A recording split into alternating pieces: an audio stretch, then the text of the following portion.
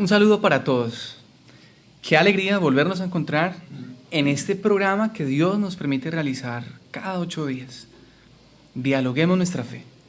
Bajo la dirección general de Monseñor Óscar Urbina, aquí en su emisora Lux Day 1260 AM.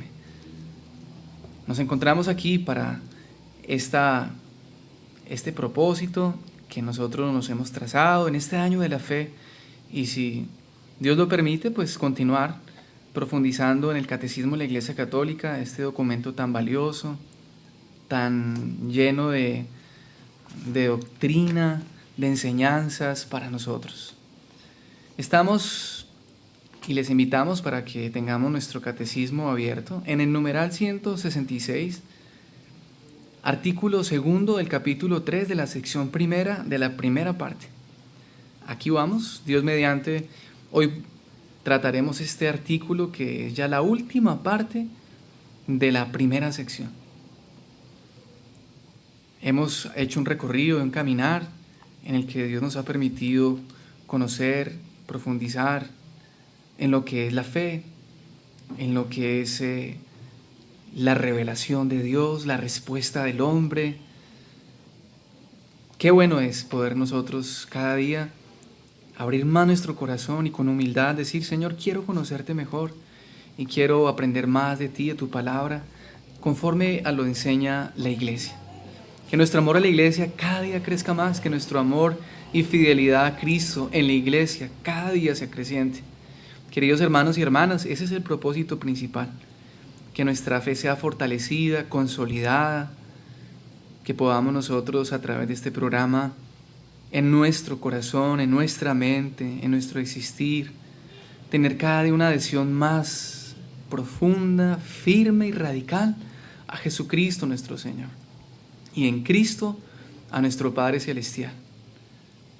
Y obviamente con la tutela, con la guía, con la orientación, la luz del Espíritu Santo. Precisamente vamos a orar pidiendo el Espíritu Santo.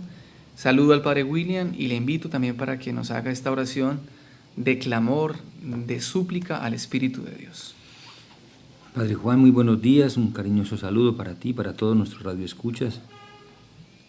Es una bondad del Señor poder estar nuevamente en estos micrófonos y con este propósito y deseo de dialogar nuestra fe, profundizar nuestra fe, crecer en la fe y también, ¿por qué no, defender nuestra fe? Y eso lo vamos a pedir. Sí, Padre Santo, te damos gracias por este programa, por todos estos hermanos que tú pones en esta emisora y todos los hermanos que escuchan y todos los que con su oración también contribuyen a las labores de la evangelización también a través de estos medios. Te queremos suplicar tu Santo Espíritu para que seamos nosotros guiados, conducidos, iluminados, santificados, para que tu Santo Espíritu, Padre, realice en nosotros la obra que tú has establecido desde antes de la creación del mundo. Te pedimos que nos concedas fidelidad a la santa enseñanza que nos viene de tu iglesia que interpreta con rectitud la palabra que tú mismo nos has dejado y que comunica, Señor, los misterios que nos has revelado por medio de tu divino Hijo. Es en su nombre que te pedimos nos regales tu Santo Espíritu, y es en el nombre de tu divino Hijo, Padre Santo, que te suplicamos bendigas y santifiques a todos y cada uno de nosotros. Padre nuestro, que estás en el cielo, santificado sea tu nombre. Venga a nosotros tu reino. Hágase tu voluntad en la tierra como en el cielo. Danos hoy nuestro pan de cada día. Perdona nuestras ofensas, como también nosotros perdonamos a los que nos ofenden. No nos dejes caer en tentación y líbranos del mal. Amén. Amén. Y tú, dulce y santa Madre de Jesús, Señora nuestra, concédenos participar también de tu gracia, de tu bondad, de tu ternura. Intercede por nosotros a fin de que alcancemos los dones que necesitamos en esta etapa de nuestras vidas.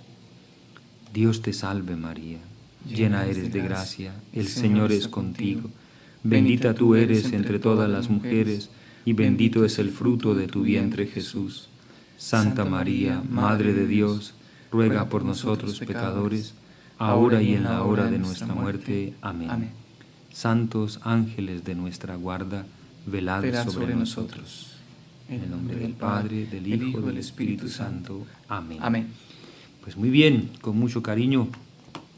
Te decía al comienzo, esta mañana, mientras dialogábamos en la introducción a nuestro programa, como el deseo de dar una última palabra con relación a ese tema de la vez pasada, que era relacionado precisamente con la fe, comienzo de la vida eterna.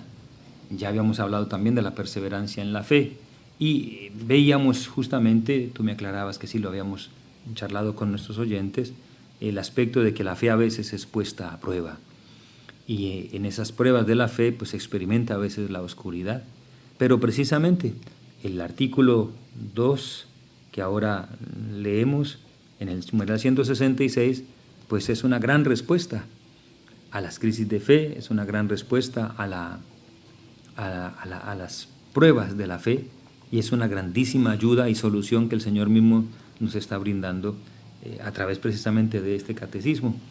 Porque aunque se nos dice que la fe es un acto personal, es decir, la respuesta libre del hombre a la iniciativa de Dios que se revela, sin embargo también la fe, se nos dice, no es un acto aislado. Nadie puede creer solo, como nadie puede vivir solo. Nadie se ha dado la fe a sí mismo, como nadie se ha dado la vida a sí mismo. El creyente ha recibido la fe de otro y debe transmitirla a otro. Nuestro amor a Jesús y a los hombres nos impulsa a hablar a otros de nuestra fe. En la razón de ser de nuestro programa, dialoguemos nuestra fe, comuniquemos nuestra fe, entendamos nuestra fe, compartamos nuestra fe, agregábamos, defendamos nuestra fe, ayudémonos en nuestras pruebas de fe. Ese es más o menos el sentir de este programa. Y este artículo precisamente nos pone ante un hecho que es supremamente importante, porque también debemos decir asistimos a una época difícil en la que muchos están siendo probados en su fe, también porque han entrado a abrazar una mentalidad subjetivista, individualista. Es decir, hay hoy en día una mentalidad muy difundida, lamentablemente, muy extendida, aún entre creyentes, que se podría plantear más o menos así, a grosso modo, con la expresión, así pienso yo y nadie puede meterse en mi conciencia. Así me parece a mí y eso es lo que yo pienso. Y bueno, ustedes piensan lo que quieran, está bien. Allá ustedes, yo respeto lo de ustedes, respeten lo mío. Esa forma de pensar que aparentemente es muy positiva, en realidad es muy problemática y es muy delicada, porque si es verdad que, como lo decíamos, la fe es un acto personal, la fe, sin embargo, no es un hecho aislado, porque la fe no me la inventé yo, sino que la recibí de otros.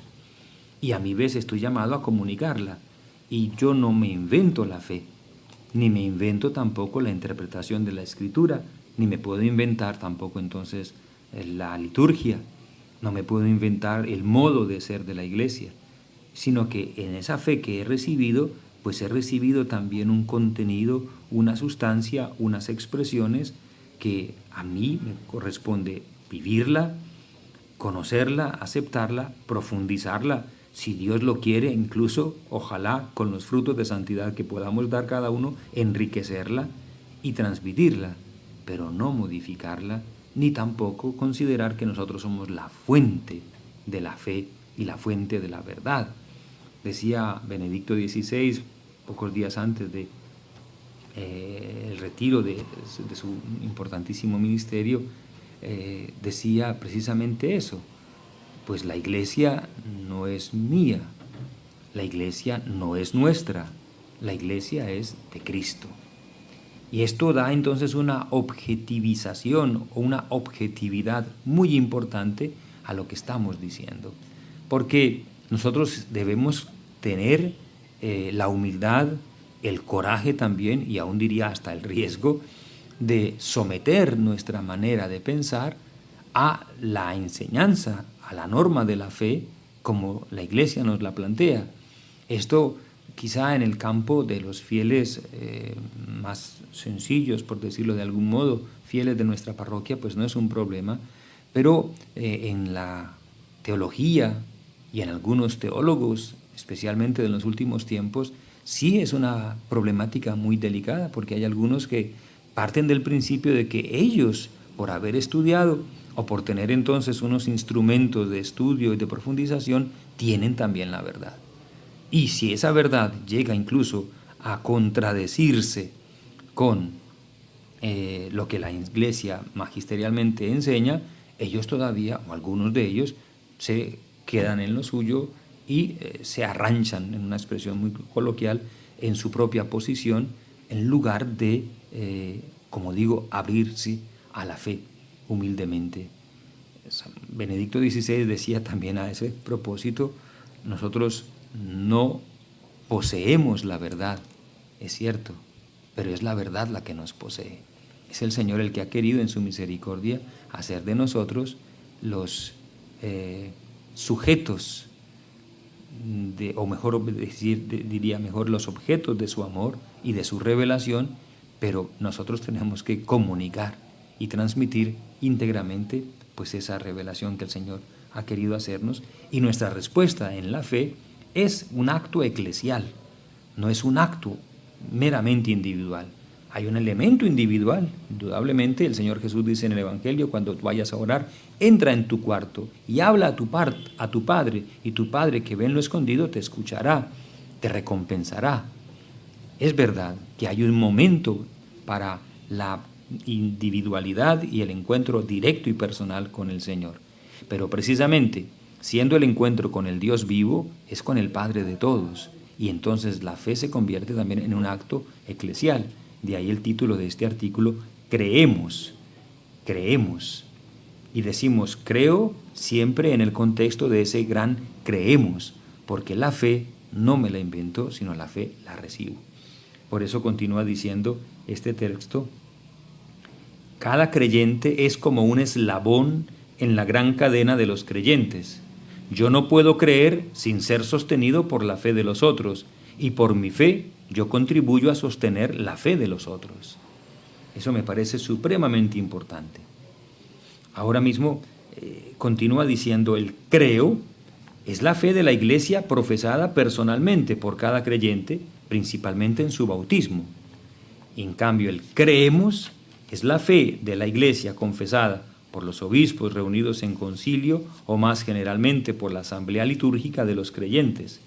Creo es también la Iglesia, nuestra Madre, que responde a Dios por su fe y que nos enseña a decir creo, creemos. Las dos expresiones son necesarias, ni la una sin la otra, porque tampoco es un creemos en el que yo de pronto nunca me involucro personalmente, pero tampoco es un creo en el que nunca la fe eclesial tenga participación. El Evangelio de San Mateo, que leímos en estos días, en días pasados, hablaba precisamente de el terrible peligro que hay de que el día del juicio algunos quizá nos presentemos delante del Señor y le digamos: Señor, ¿pero acaso no hemos predicado en tu nombre? ¿Acaso no hemos expulsado demonios en tu nombre? ¿Acaso no hemos hecho milagros en tu nombre? Y Él va a respondernos quizá: No os conozco. os aseguro que no os conozco, alejaos de mí, obradores de iniquidad. Terrible, terrible semejante cosa, porque eso significa pensar que habremos de pronto algunos de nosotros ejercido un ministerio, obrado incluso en la iglesia, pero sin que nuestro corazón verdaderamente le pertenezca a Cristo. Es decir, hemos hecho quizá de nuestra vida un modo de vivir, pero no hemos hecho de nuestra fe nuestra vida misma. Hemos vivido para nosotros, pero no para Dios. Terrible pensarlo, aunque hayamos invocado el nombre del Señor. Eso está en el contexto de ese Evangelio donde Jesús dice: no todo el que dice Señor, Señor entrará al reino de los cielos, sino el que escucha la voluntad de mi Padre y la pone en práctica. El que hace la voluntad del Padre. Ahora, hacer la voluntad del Padre significa, pues, aceptar a Jesucristo en la vida y dejarse transformar por la acción de su Espíritu. Y esa obra justamente es la que se realiza en la comunión con Dios y en la comunión con la iglesia.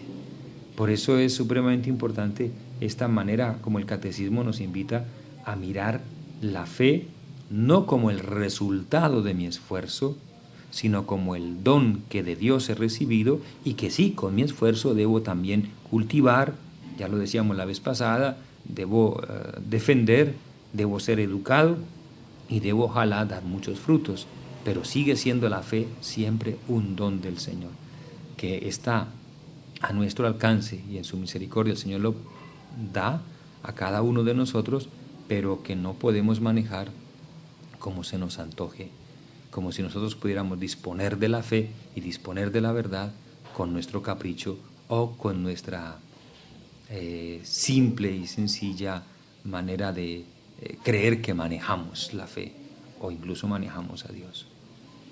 Esto me parecía supremamente importante y delicado. Creo que estábamos hablando precisamente de un comentario que su merced tenía acá, que es muy importante también de pronto como traerlo aquí para tener presente, ya que pues es un aporte valioso que hace un teólogo, ¿no? Unos especialistas que se dedicaron a estudiar el catecismo y que hicieron un aporte valiosísimo. Creo que son varios autores. Sí, en su momento era Reino Fisichella, teólogo de la Universidad Gregoriana, pero que ahora es obispo precisamente y nada menos que el presidente del Consejo Pontificio para la Nueva Evangelización.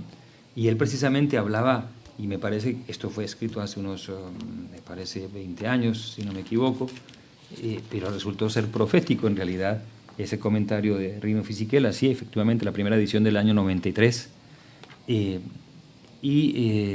Resultó profético, como digo, porque Fisichella en ese aparte dice más o menos esto, hago traducción un poco libre. Es digno de gran atención el artículo 2 de este tercer capítulo, porque si es tomado en seria consideración en lo que significa, podría ser capaz de imprimir un cambio importante en la formación de los creyentes. Si se ha subrayado precedentemente la dificultad que las explicaciones y la comprensión del acto de fe comporta en la cultura contemporánea, también un fuerte subjetivismo ha entrado no solo en los comportamientos, sino en la conciencia misma de los individuos que parecen no darse más cuenta de la gravedad de semejante subjetivismo y subjetivización.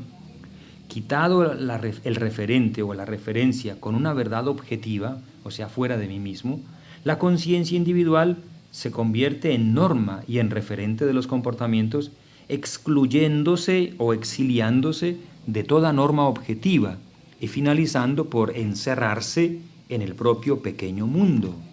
Eso es lo que está ocurriendo con muchos de nuestros hermanos de pronto, y que a mí es un riesgo para cada uno de nosotros, de encerrarse en el propio mundo y en la propia experiencia de fe y de decir, no, es que el Señor me reveló, el Señor me lo dijo, el Señor me inspiró, a mí me vino esto a la mente y yo le pedí al Señor y el Señor me dio esta palabra. Y a veces esa palabra, interpretada solamente a partir de mis propias experiencias y a partir de mi propio criterio, puede convertirse para mí en norma fundamental de la vida, excluyéndome de la comunión eclesial y no sometiéndome precisamente en mi propia conciencia y mente a la verdad objetiva que se me anuncia. Por eso insiste Fisichella, la recuperación de una conciencia eclesial es uno de los objetivos que en los próximos decenios se debería proponer como primario o como elemento primario para cortar o romper ese círculo vicioso del subjetivismo y para recuperar en plenitud el sentido genuino de la fe. La fe cristiana es una fe eclesial no solo porque el sujeto que actúa el acto de creer es antes que nada y primeramente la iglesia, sino también es un acto eclesial porque ella misma es contenido de fe. Maravilla que, por ejemplo, la edición italiana del Catecismo, transcribiendo los dos textos del símbolo, insista en el proponer una traducción errada del credo niceno-constantinopolitano, sobre todo después que el catecismo ha subrayado con un íntegro artículo la importancia del nosotros creemos. Es decir, que se haya insistido en esa traducción en el creo, y en lugar de haber aceptado esa corrección que oportunamente se había hecho, de presentar en el credo niceno-constantinopolitano la expresión creemos, nosotros creemos. También en la liturgia dominical la Iglesia, en el caso de la Iglesia italiana, ha permanecido un poco sola para mantener la edición del yo creo, mientras que en todas las demás iglesias, por ejemplo en la iglesia, en la traducción de la lengua inglesa, en el alemán y en el español, se proclama la fe justamente con el nosotros creemos en un solo Dios, etc. Esto es sumamente importante. Para citar solo un ejemplo, ¿no?, de la problemática en la que estamos, se ha dado una importancia que también era oportuna por amor de Dios en su momento, a lo que el individuo diga, piense y haga, pero descontextualizándolo a veces entonces de su participación en el cuerpo eclesial. Esa es la parte delicada, que cada uno ha sido de pronto invitado, si no en un modo abierto, en un modo sutil, a elevar el propio yo por encima de la fe eclesial.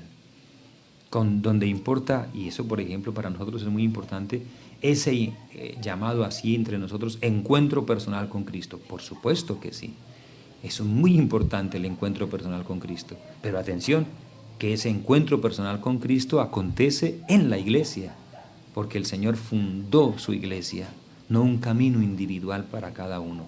Es verdad que Dios tiene para cada uno un plan de salvación, pero justamente coincide ese plan de salvación de cada uno de nosotros con el destino universal de salvación que se le propone a la humanidad por medio de la Iglesia. Entonces, hoy queríamos insistir en esa importancia que tiene para nosotros el vivir nuestra fe de manera eclesial, no incurriendo en ese individualismo que, si es llevado al extremo, pues conduce precisamente a la dispersión y conduce a que muchos hermanos caigan en la esterilidad de la fe. Esto, tratando de aplicarlo respetuosamente a las realidades de nuestra arquidiócesis, podría ayudarnos a explicar por qué también ha habido muchos carismas, muchos incluso movimientos, asociaciones, comunidades que han buscado desde luego su participación en la vida eclesial, pero han hecho fatigosamente ese camino en la medida en que han tenido que sí ir comparando la propia experiencia carismática inicial de los fundadores o de los grupos iniciales con la fe de la Iglesia. Y en ese proceso pues han saltado no pocas dificultades. Creo que para nadie es un misterio que hemos tenido que afrontar serias dificultades a ese nivel. Y eso es precisamente este proceso. La Iglesia nos invita siempre a confrontar nuestra personal experiencia de fe con la fe misma de la Iglesia entera. Hay un caso histórico, por ejemplo, muy emblemático, que sería el de San Francisco de Asís, en el siglo XI.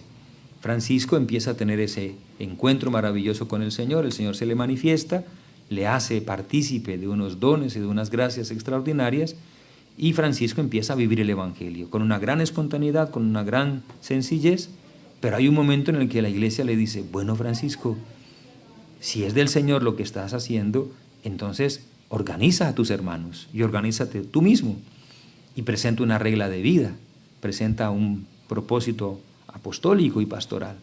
Y Francisco pues tiene una gran lucha con eso y no pocas dificultades para ponerse al día en lo que la Iglesia le está pidiendo. Poner una norma de vida, una regla de vida. Al principio Francisco lo que trae es el Evangelio, el texto del Evangelio. Dice, pues esta es la norma de vida, y le tienen que insistir los obispos, especialmente el cardenal Ugolino, que era el protector, le dice, sí, es verdad que la norma de vida es el Evangelio, pero eso es para todos. Pero tu forma propia de vivir, a la que el Señor te ha llamado, debes tratarla, tomándola del Evangelio, de concretizarla en unas normas básicas para tus hermanos y para ti mismo, a fin de que tengan una santa organización. Y así fue que se fundó todo el movimiento franciscano y la comunidad franciscana en sus diferentes hoy después ramas, pero originalmente con una mínima regla de vida. En ese proceso maravilloso, pues también me parece, la Iglesia siempre ha estado en los diferentes escenarios, y también hoy en día, en esta nueva evangelización, se nos está pidiendo también a cada uno de nosotros que tengamos la humildad y el coraje de confrontar nuestra personal experiencia de Dios con la fe de la Iglesia entera. La palabra creo está muy relacionada con creemos.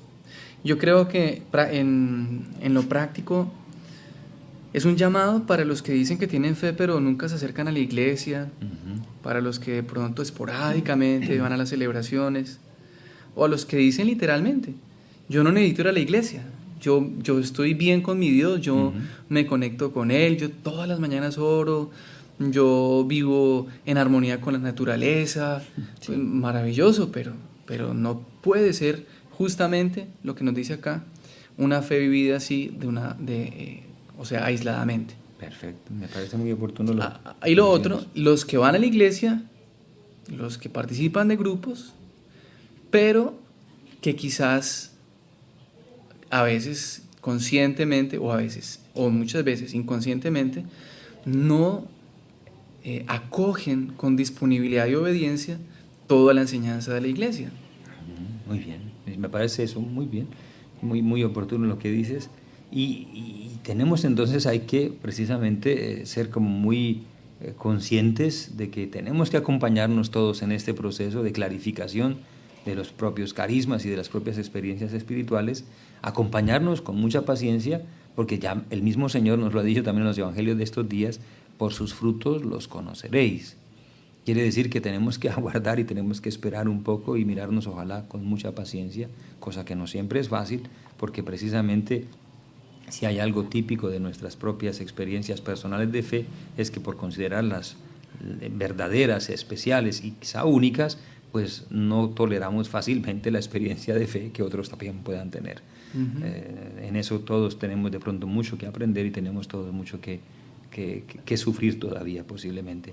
Pero lo que importa, me parece, es esa recta intención que el Señor nos conceda a todos, y se lo pedimos, de querer vivir no una fe que yo me invente, sino la fe de la Iglesia, la fe de los comienzos con los retos y desafíos de la hora presente, y en la fidelidad al Espíritu que sigue actuando, que sigue soplando cuando quiere y donde quiere. Esto es también sumamente importante. Y me parece también muy oportuno porque en tiempos de nueva evangelización en los que estamos, precisamente hay esa necesidad de que cada uno haga, por amor de Dios, su aporte a la evangelización. Aquí, aunque sacadas de un contexto distinto al que fueron pronunciadas, me parecen oportunas las palabras del siempre muy recordado presidente americano John F. Kennedy, que decía el día de su posesión: no pienses ni te preguntes qué puede hacer este país por ti. Ha llegado la hora de que pienses qué puedes hacer tú por el país. También me parece oportuno, como le digo, contextualizándolo en esto de la nueva evangelización, no solo pienses qué es lo que la Iglesia tiene para darte y para comunicarte y para fortalecerte. Piensa también qué tú puedes aportar en la gran tarea de la evangelización que desde siempre la Iglesia está afrontando en el mundo. ¿Qué es lo que has recibido y cuáles son los frutos que tú mismo estás llamado a dar en este tiempo en el que el Señor te ha permitido y me ha permitido vivir, y en los que nos está llamando a todos a esta nueva evangelización? Una nueva evangelización en la que cada uno está llamado a aportar, pero también en la que cada uno está llamado a la fidelidad, a la fe recibida, a una tradición que viene desde el Señor y a una enseñanza que no es, digámoslo así, como el patio de casa en el que cada uno pueda escoger los frutos que le parezca, dejando a un lado los otros, o inventarse un nuevo injerto para tratar de sacar una nueva especie. No, la fe debe ser vivida con mucha responsabilidad, con mucha seriedad, y todos estamos llamados a esa fidelidad. Y una fidelidad que se verifica fundamentalmente en la comunión, que es nuestro gran caballo de batalla. La autenticidad de nuestra fe se verifica y se pone a prueba en la capacidad que tengamos de establecer vínculos de comunión con los hermanos. Comunión que no es, como lo decíamos en otros contextos alguna vez, complicidad, ni tampoco acusación. comunión que es en cambio participación en la verdad de la corrección fraterna, en los dones que Dios ha dado a todos y que quiere seguir dando a todos, porque ya nos ha dicho claramente que Él vino a llamar fue no a los justos, sino a los pecadores, y esos somos todos. Vamos a una pausa, ya regresamos.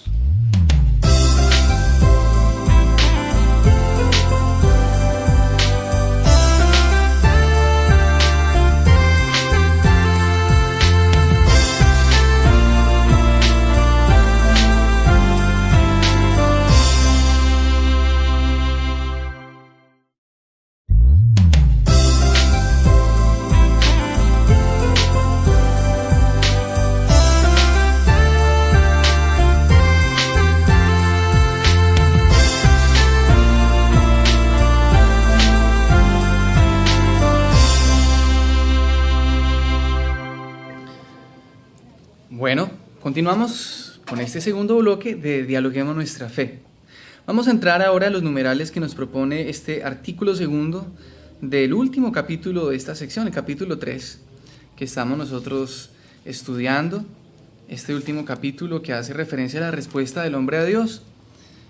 Creo, creemos. Se nos ha explicado la primera parte. Creo, estamos estudiando ahora esta que es muy importante también. Creemos.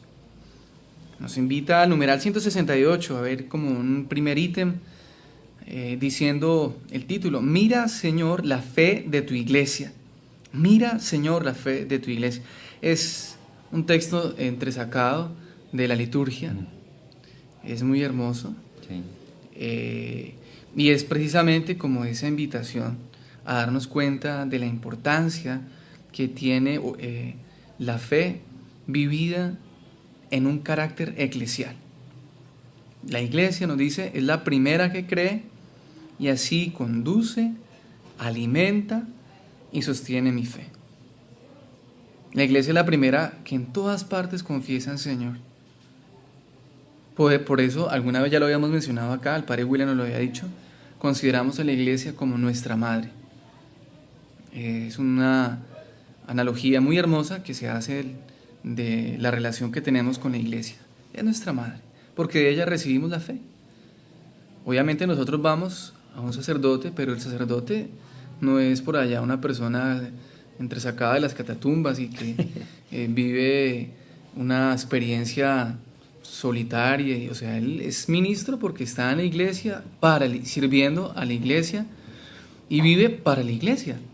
Por esa razón, también es muy importante cuando se hace un bautismo que esté presente la familia, los amigos, no solo porque, ay, qué bonito, vamos a acompañar, no, es porque es allí presente la iglesia del Señor, los hermanos en la fe, todos los bautizados que acogen y reciben a este nuevo miembro de la iglesia.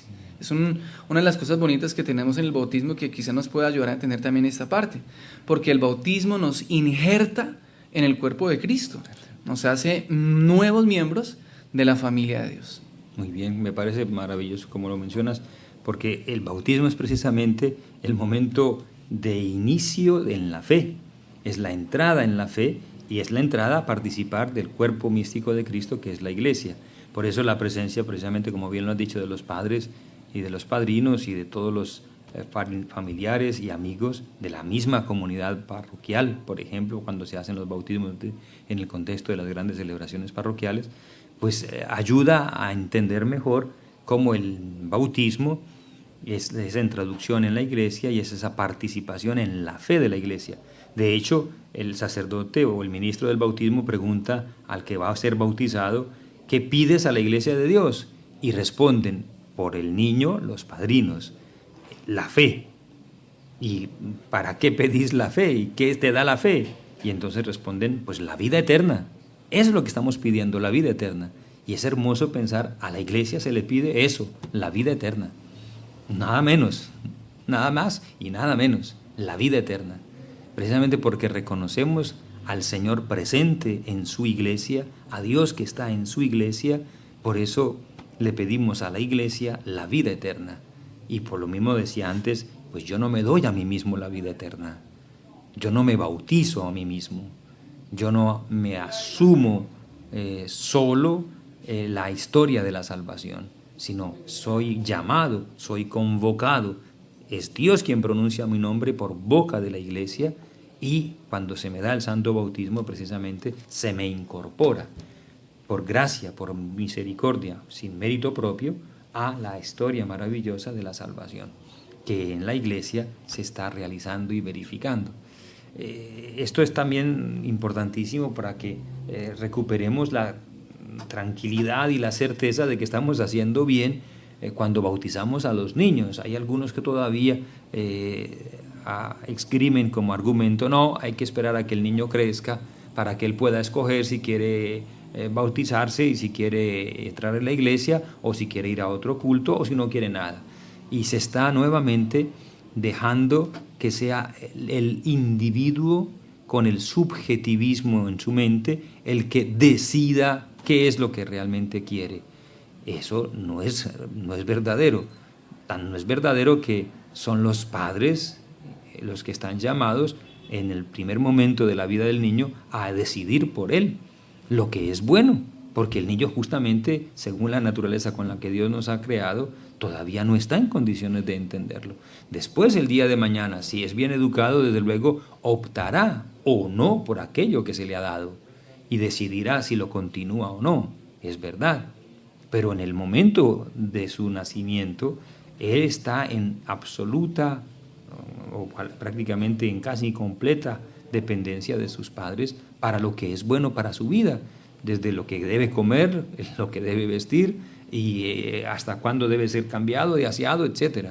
Con mayor razón, las cuestiones referentes a su relación con Dios son dejadas por Dios en las manos de los padres y en las manos de la iglesia. Más aún, los padres en ese momento son la iglesia para ese niño.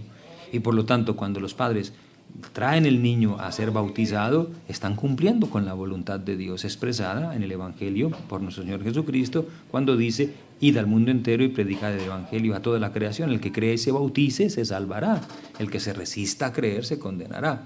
Entonces, cumplir con la primera parte, bautizarse, eso es lo que le corresponde a los padres. Y después, cuando sea cada vez más adulto, la parte siguiente, que es creer, adherir, aceptar, corresponderá a ese niño educado. Me parece, haciendo eco a esta parte que su merced decía, que a veces no tenemos en cuenta. Los padres son la iglesia también. Tanto así que se le llama a la familia iglesia doméstica. Es un término que se usa y que lo ha recogido el Concilio Vaticano II, la familia iglesia doméstica. Perfecto. Es un término que se ha acuñado ya mucho, gracias a Dios, dentro de la enseñanza de la iglesia. Entonces, cuando hablamos y decimos que la iglesia es nuestra madre, nos dice aquí el catecismo, al terminar el numeral 169, que podemos también decir por qué nuestra madre es también la educadora de nuestra fe. Y es ahí donde entran a jugar también un papel importante los papás, porque como iglesia ellos tienen que ir al niño precisamente educándolo en la fe. Más adelante pues vendrán los catequistas, más adelante vendrán los profesores, más adelante vendrán otros medios por los cuales Dios, a través de los miembros de su iglesia, le va enseñando, le va corrigiendo, le va orientando en todo lo que atañe a lo que pues es y debe ser creído y debe ser acogido y aceptado pues en su libertad y en su ya madurez que poco a poco va adquiriendo. Pero esa característica es muy importante: madre y maestra. Muy bien, madre y maestra, educadora en la fe. Y los padres ocupan un papel importante ahí. Y me permitiría mencionar también a los padrinos, que a veces solemos dejarlos un poquito de lado, y lo menciono porque hace algunos meses alguien vino a la parroquia a hacer una petición un poco sui generis, ¿no? Y entonces decía: la verdad es que pues nosotros bautizamos a nuestro niño hace algunos años aquí en esta parroquia, pero entonces después nos dimos cuenta que esos padrinos eran muy mala gente, y entonces se pelearon terriblemente. Entonces vengo a pedirle, padre, que me quite esos padrinos del niño, esos padrinos del bautismo, del libro de bautismo de la parroquia, me quite los padrinos porque quisiera cambiar por los otros padrinos.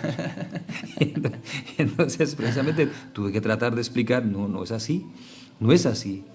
Que haya habido una pelea y una dificultad, pues es perfectamente lamentable, pero es una invitación a la reconciliación, al perdón, a arreglar las cosas, no tanto a disolver un vínculo espiritual que ya ha sido establecido el día en que estos fueron padrinos para este niño. Y este niño ya tiene un parentesco, entonces también moral, espiritual y aún canónico, como lo dice el derecho canónico, con esa criatura, y que nosotros no estamos llamados a romperlo. Nadie deja de ser hijo de sus padres porque se pelee con sus padres.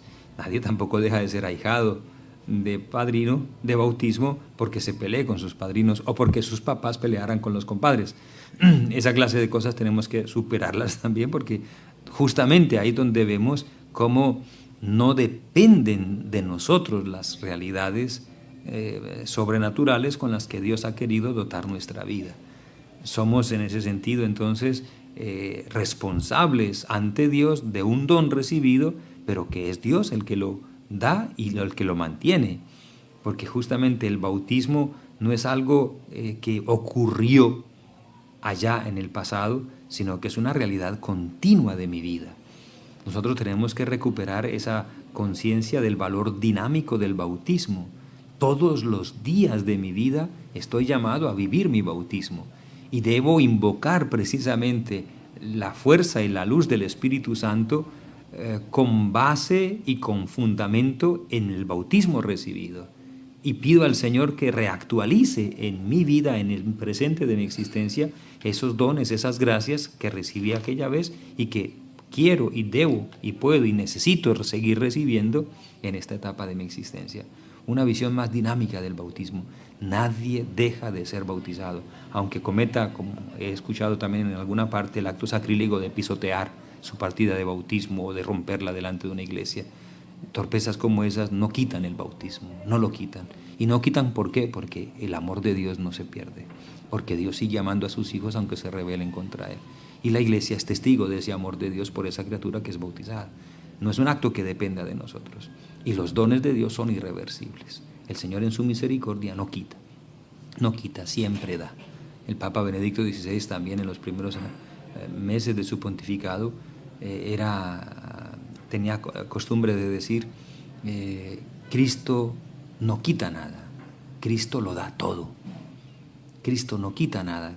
Repitiendo y parafraseando a Juan Pablo II, no tengáis miedo, abrid las puertas a Cristo, agregaba Benedicto XVI, porque Cristo no quita nada, Cristo te da todo.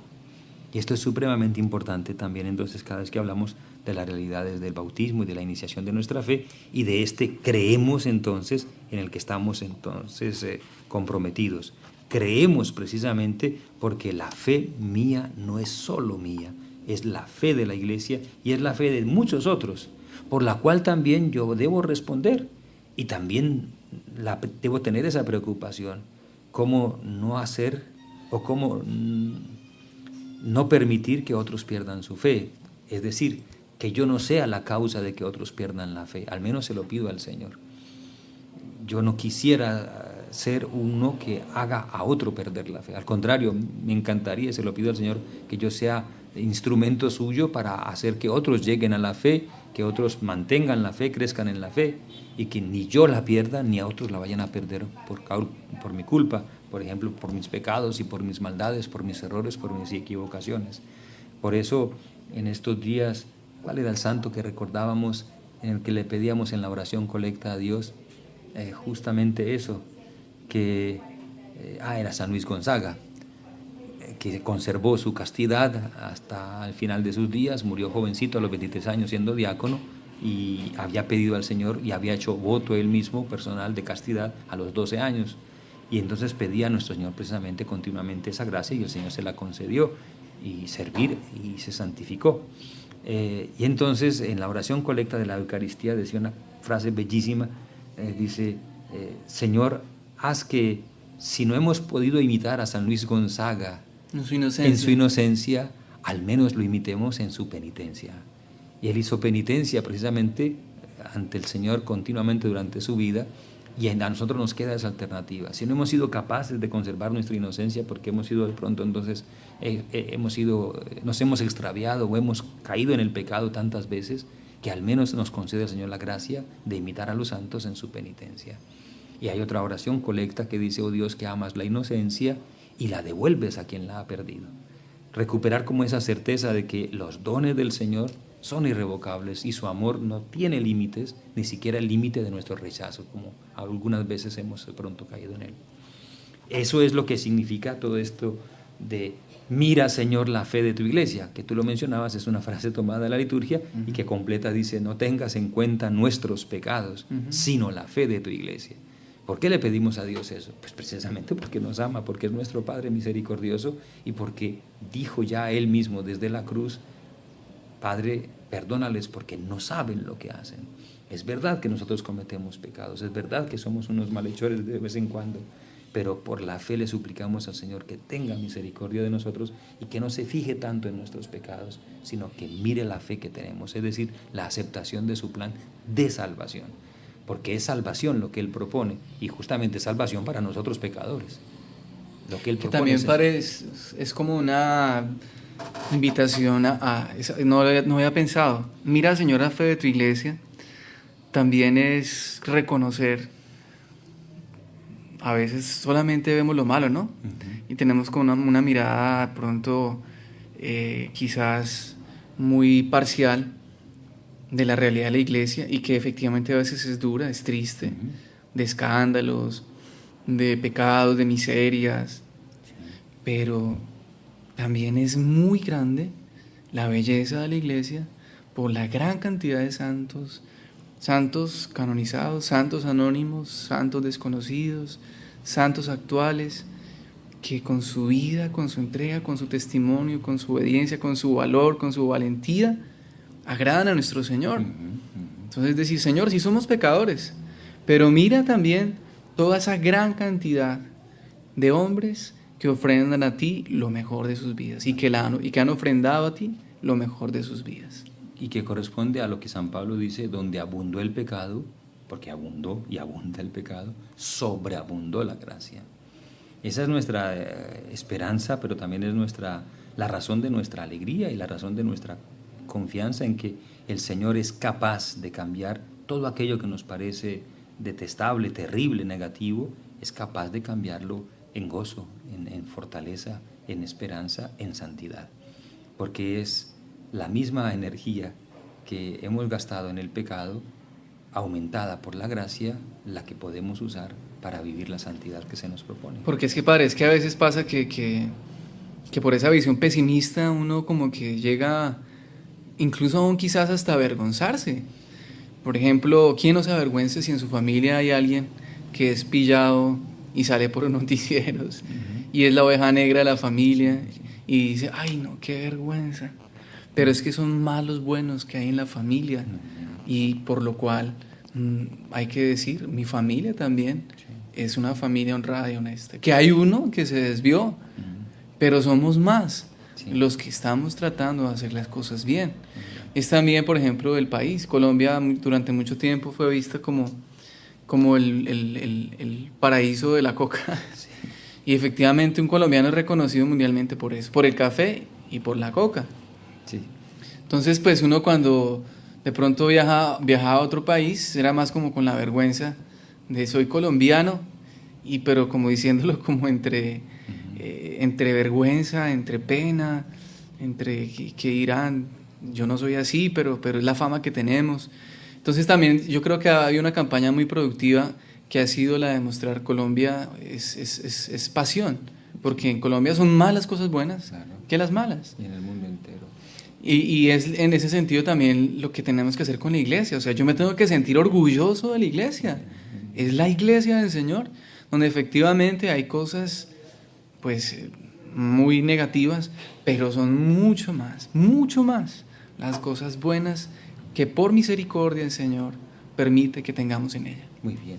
Y yo agregaría a ese aspecto, en la iglesia no funciona eso de la manzana podrida hay que sacarla para que no ensuciar a las otras. No funciona. ¿En qué sentido? En que la iglesia es el único lugar donde la manzana podrida puede ser sanada, restablecida. Es decir, la oveja perdida en la iglesia no va vista nunca, menos mal que se fue, menos mal que se fue porque ese era tan malo, que esa es una tentación también que hay a veces en nosotros. Sí. Excluir o excluirnos, ¿no? Pensando, no, yo lo que voy a hacer es más bien un daño, mejor me voy. O excluir a alguno y decir, es que hasta que fulanito nos siga ahí, esto no se va a arreglar. Esa es la mentalidad mundana en realidad, la de excluir al pecador. La iglesia es aquella que incluye al pecador, que salva al pecador, porque eso fue lo que el Señor dejó en su iglesia, una fuerza de amor para salvar, no para destruir, no para excluir, no para eliminar. El único excluido en la iglesia es el que se excluye a sí mismo, y el que tiene que ser excluido, que es el demonio, el maligno. Pero nosotros los pobres pecadores somos llamados a la conversión, a entrar de nuevo en la comunión con la iglesia y a vivir justamente como hijos en la familia, como aquellos que han sido amados, perdonados, sanados y que están en camino de rehabilitación, con todo, y conservar la fragilidad y conservar la pecaminosidad. Y si se descuidan, si nos descuidamos, pues podemos volver a caer. Eso siempre nos lo ha dicho la palabra. El que esté en pie, cuide no caiga, mencionabas tú la otra vez.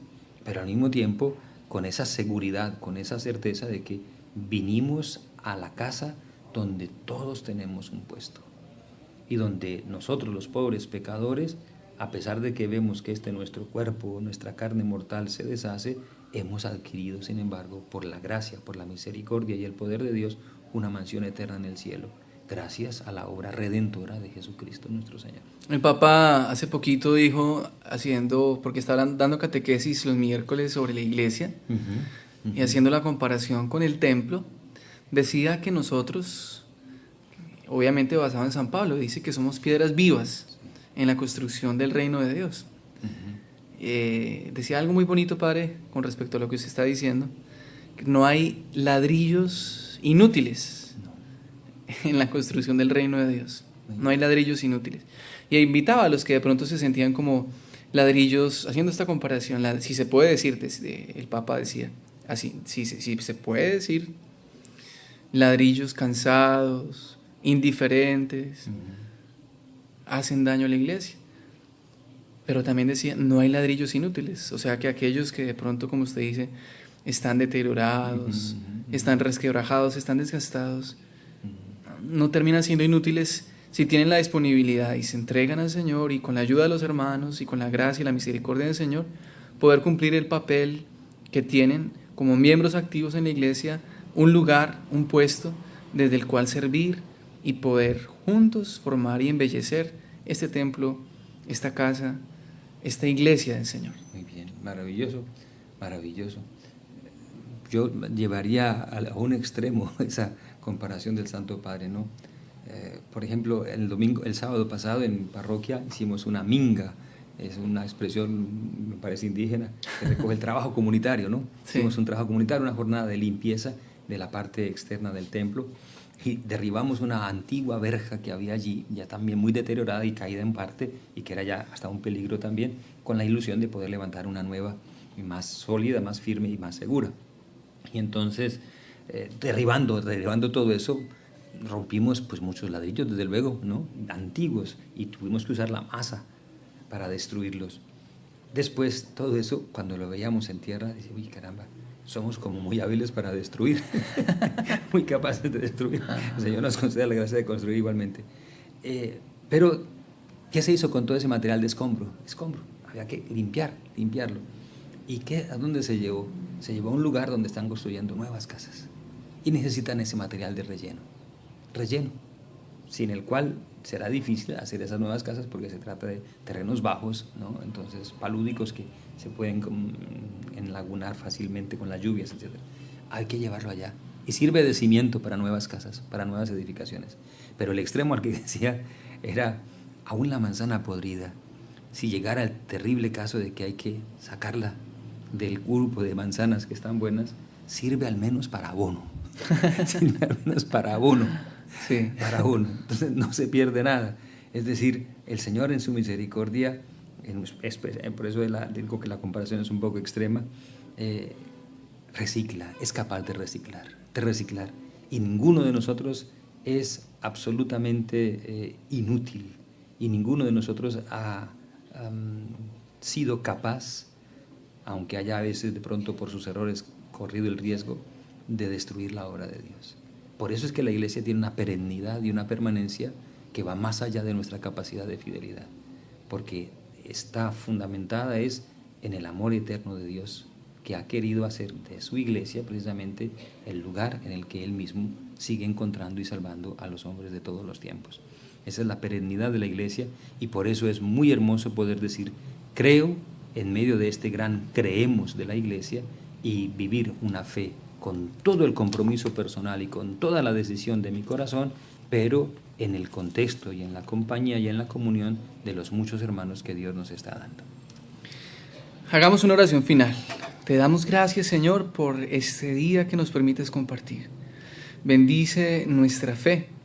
Es la fe que hemos recibido. Es la fe que tú has fortalecido y consolidado en la iglesia. Te agradecemos, Señor, porque tú nos llamas cada día a que podamos tener una fe en la iglesia que vaya creciendo, que se vaya fortaleciendo, y eso es lo que te pedimos, Señor, que tú nos sigas ayudando para que cada día podamos ser más creyentes, podamos ser, Señor, más hombres y mujeres de iglesia, que amemos, defendamos, compartamos esta fe que tú nos has regalado a través de la iglesia. Bendice nuestra iglesia, bendice, Señor, todo lo que tú inspiras. Bendice, Señor, todos y cada uno de nuestros proyectos en nuestras parroquias.